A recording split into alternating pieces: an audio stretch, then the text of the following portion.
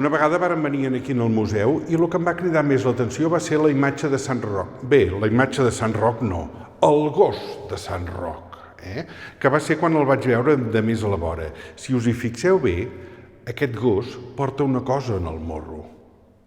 Els que veníem aquí al museu dèiem que si era un tros de pedra, que si era un tros d'os, que si era, no sé, el que fos. No! Ho vaig anar a llegir i resulta que no. Resulta que aquest gos portava sempre, en la boca sempre se'l representa amb un tros de pa. Sant Roc era un sant que sempre deien que curava la pesta, que curava les malures, les malalties. I com que era tan místic, que estava sempre resant i pensant en Déu Nostre Senyor i mirant de fer miracles, doncs es veu que se'n descuidava sempre d'anar-se a buscar el menjar.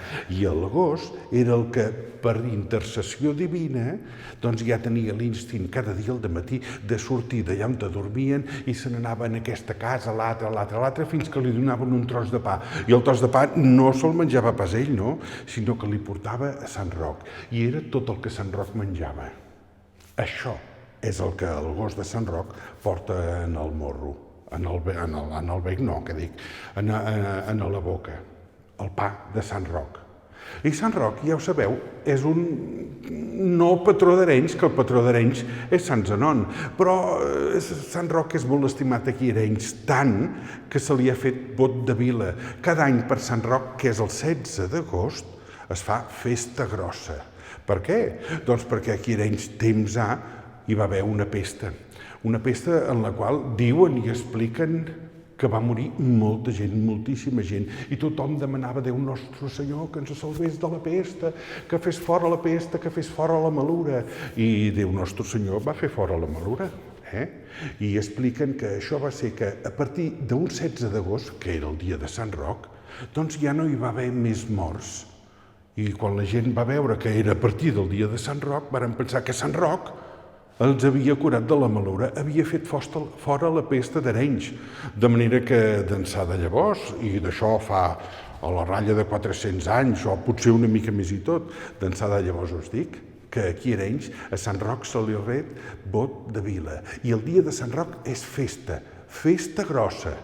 I com que és festa grossa, perquè la pesta se'n va anar, Sant Roc la va fer fora, doncs cada dia de Sant Roc, al matí, surten els massips, els joves, contents, celebrant que la pesta ja és fora, cridant «Sant Roc, Sant Roc, Sant Roc!» i en la mà hi porten justament una almorratxa, que és una mena de setrill amb 4 brocs, però esclar, no és un setrill d'oli, és una almorratxa i a dintre hi porten aigua beneïda.